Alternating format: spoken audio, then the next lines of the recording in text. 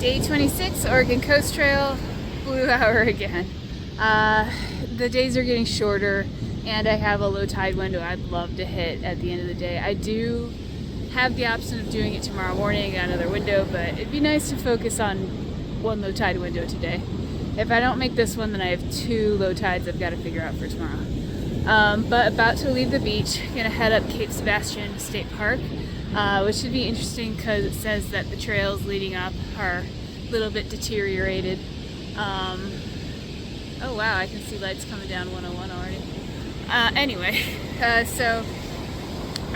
you know, it's one of those things where, like, if you've done through hikes, you've definitely done deteriorated, washed out, sometimes non-existent trails. So there were a couple people early in the season who were just like, bus around it, but it's just gonna probably take longer than a groomed trail. So that's what's up next. I've got to leave the beach, go over the dunes, and then start heading up the Cape.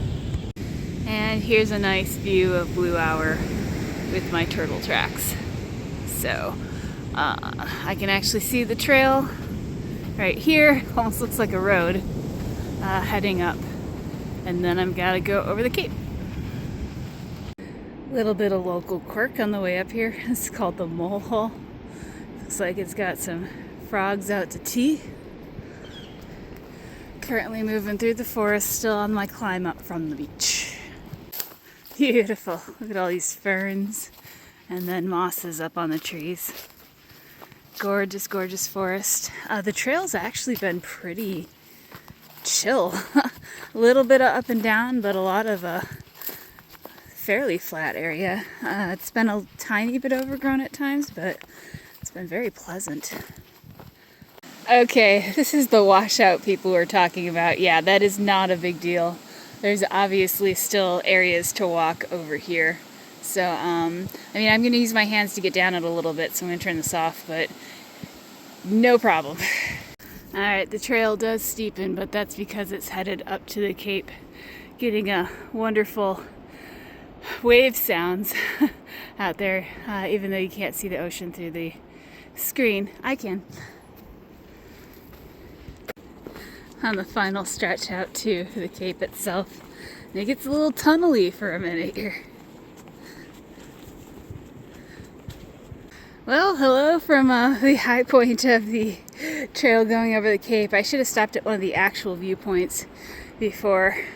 It's a gorgeous day too. It's just there's trees in this section. Hopefully on the way down there'll be more breaks and viewpoints. But the top of the Cape, I mean, it's pretty forest, but it's just forest. A lot of huckleberries in this park too. Getting a little bit better view of the ocean down there. That's where I'm headed next. I'm headed all the way down to the beach. There was a pullout for cars right before that last stretch to the Cape itself that I really should have shown, because it had a fantastic view all the way down the coast there. But stopping for a snack break, trying to dry my tent a little bit, and then I'm gonna be heading down to the beach.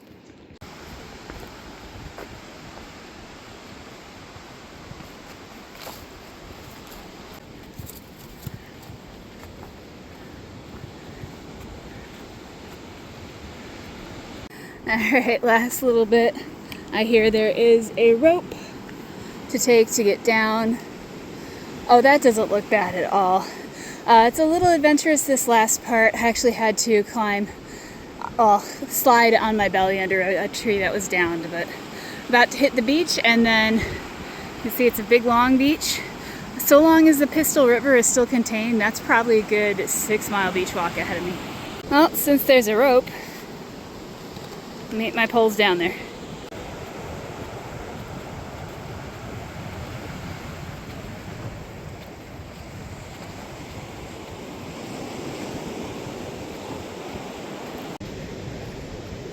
So this rock over here in front of me looks like a shark's fin, doesn't it? Let me zoom in. I mean, I'm just gonna be walking towards it, but that's kind of fun to see a giant shark's fin coming out of the water. I'm getting some wind on this beach, but thankfully the wind is finally at my back again. The winds have shifted.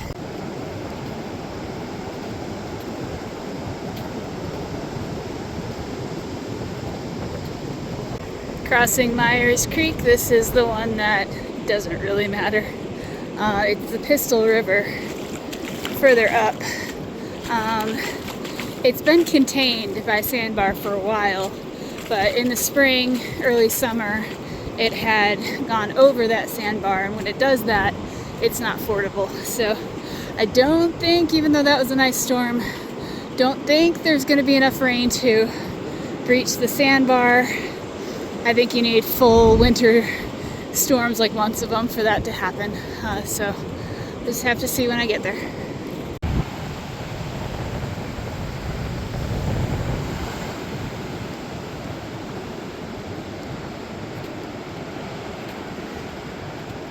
And after storms, you have some very pretty days.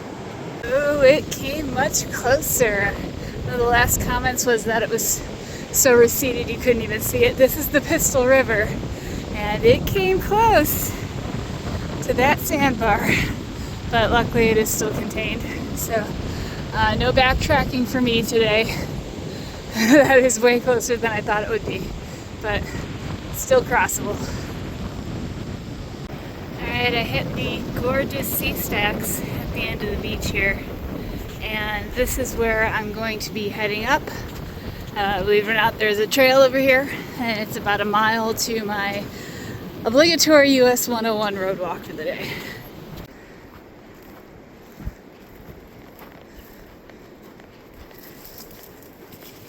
It is a very official looking sign.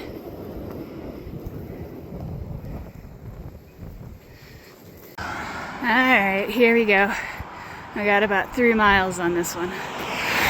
Alright, coming off 101, I am entering Samuel H. Boardman State Scenic Corridor. The trail is just up here, right in front of this pullout. And gonna be hitting a series of pullouts too. And originally I was going to use one of these to hail the bus. They'll pretty much hail you. You can hail it from really anywhere that they can actually safely pull out. You just have to let them know. Full disclosure, I do have my own shuttle now. So basically I'd be, stopping at a point where I could catch the bus anyway, but I don't have to work with the bus schedules because I've got my own shuttle now. Bus schedules weren't too bad either. I think you needed to be ready to go somewhere between 5:30 and 6 so you could hike most of the day.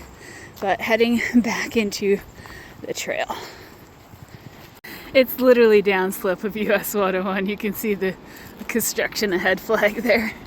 But, woo, nice views.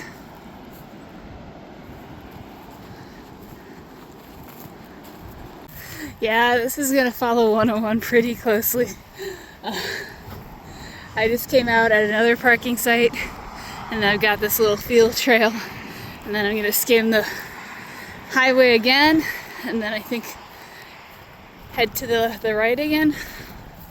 So yeah, this is a good place to be picked up if you need to be picked up.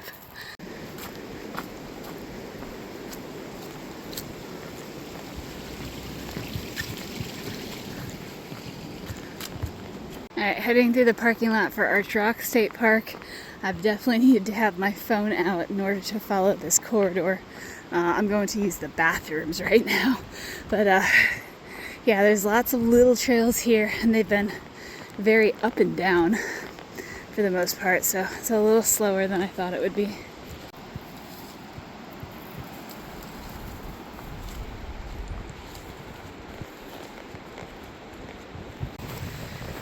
Very gorgeous corridor here.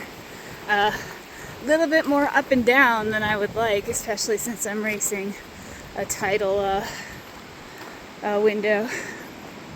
Wow. Oh, that is beautiful.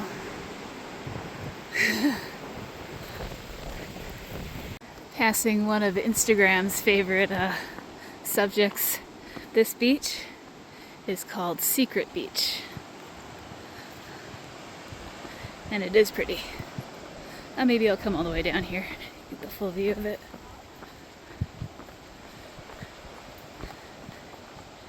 There it is. Yeah, with all the ups and downs, and then false trails, I've already taken at least one of those. That was kind of sketchy too. I don't think I'm gonna go for that low tide section today. It's one of those things where I think if I even try it, I'm not sure I can make it back up to my pickup point before sunset. So today is going to be a little shorter, and that means tomorrow is going to be a little longer. I do have a lot of road walk tomorrow, so I'm going to be heading for the Natural Bridges parking as my exit point for today.